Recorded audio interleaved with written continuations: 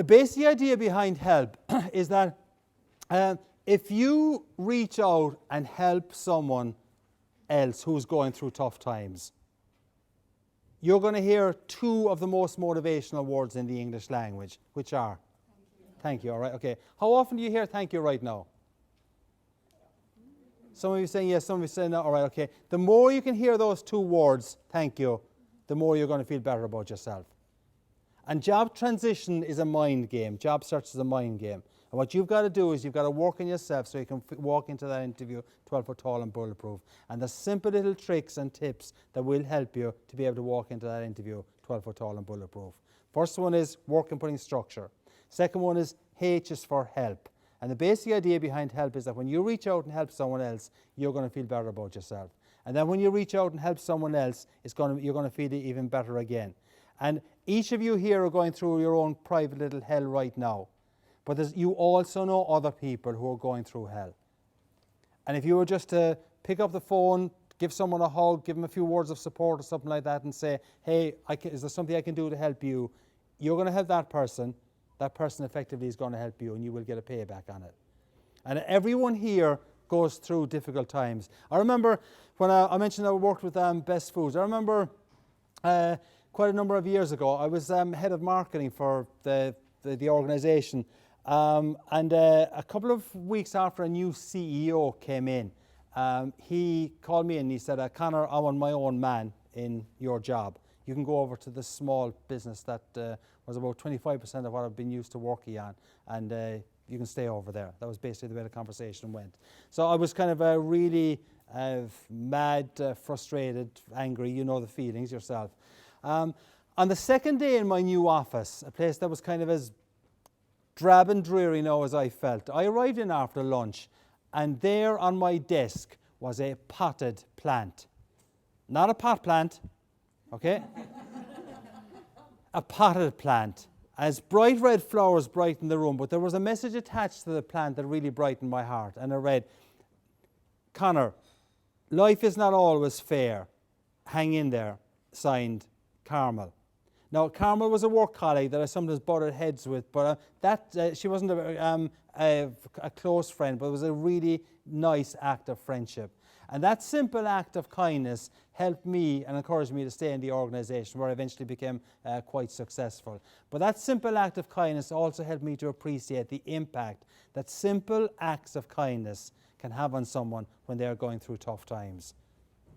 And it was 21 years ago, this past February, I received that potted plant from Carmel.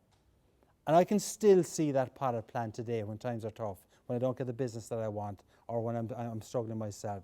I can still see that potted plant, this bright red flowers shining like a beacon, providing me with direction and hope. And it was a simple little act of kindness that I probably Carmel has completely forgotten about, but I've never forgotten about it. And it's one of the things that's actually kind of encouraged me to give back to people over the years. But each of you, though, can provide either symbolic or real, a kind of a potted plant to someone that you know is struggling. And when you provide that potted plant, kind of put that as an image now, that act of kindness to someone, you're going to hear two powerful words. You're going to have a good friend that may also be able to support you when things are going wrong as well. But if you take this H building block and make a real effort to reach out and help someone else who's struggling, you're going to feel much better about yourself. Now, out of curiosity, you mentioned you're volunteering, and you're volunteering here? With Focus Ireland. With Focus Ireland, okay. So what, sorry, your name is? It's Trish. Trish. So what do you actually do with Focus Ireland? Would you mind standing up and just shouting it out, okay? Right. I do befriender volunteering with Focus Ireland. It's basically spending an hour a week with a former homeless person who is trying to get work, improve themselves, and just basically be a mentor. So it's basically listening and just being a shoulder for them to lean on. So Trish, what does it do when you're finished with that person after the hour? Give me your own emotions and how you feel. Well, I feel great. I feel I've helped somebody. I volunteer because I want to. Right. I get a huge sense of achievement out of it. I feel that I'm contributing to someone who's going through a worse time than I am. Okay, good stuff. Infinitely worse. Yeah. And even just listening to them or being positive around them, you can feel it, you know, you can feel their energy Right. improving. Okay. Because what I'm interested there is in not necessarily what you do with them, but right now more interested in how you feel, and that's what I want you to get to here. So has anyone else got any other examples of volunteer work that you do? Anyone else in the room? Yeah? Animals. Animals? Animals. Yeah, what do you do with them? Do some dog walking. Okay, all right. About the SPCA. Right. So how do you feel after you've put those dogs back and when you finish your dog walking? Right. You feel great, yeah? Okay, all right. That's what I'm looking for. The things that drove, that you missed so many things from the last job, you can get them back. I'm not saying it's easy, but you can get them back. Has anyone else on this side of the room done any volunteer work? Yeah? Okay, I volunteer here. Okay? Yeah. So your name is? Neve. Neve, okay, yeah? All right. The facilitator. Stand up there, Neve, and shout it out, okay? Right. Okay, I'm a facilitator here, and I absolutely love coming in on a Friday. Right. I feel so grateful to have the freedom to be able to come and give something. Right. And I just feel it's always so appreciated that you say the thank you. Right. And I've encouraged other people to do Okay. likewise. Well, thank you, Neve, for doing that. Now here, this is what each of you can do. Think of the advantages of this H building block. When you reach out and help someone, it'll make a difference to you. Job transition is a sales job, all right? It's also a mind game, all right? When you reach out and you help someone who's struggling, you are going to feel better about yourself.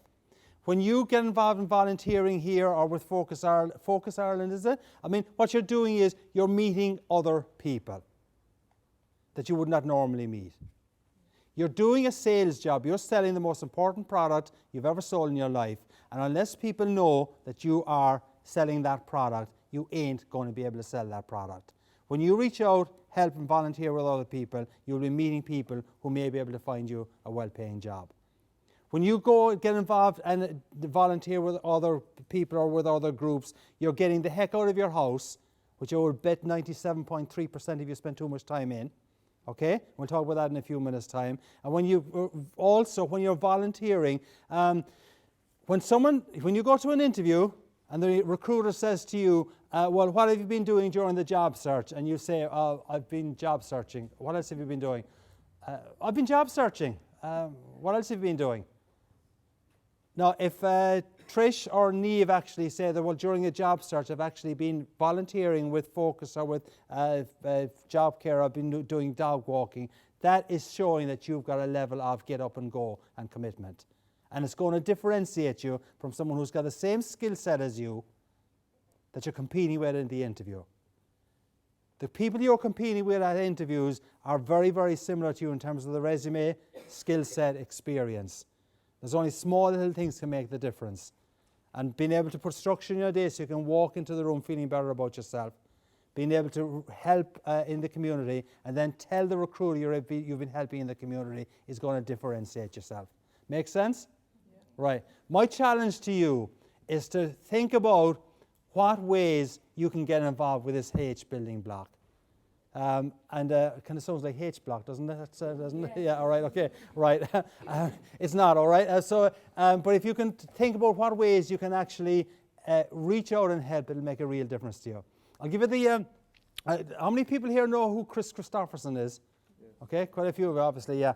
I'll give you the words of a song by Chris Christopherson that illustrates this. Now, I won't sing the song because I will clear the room, okay? All right.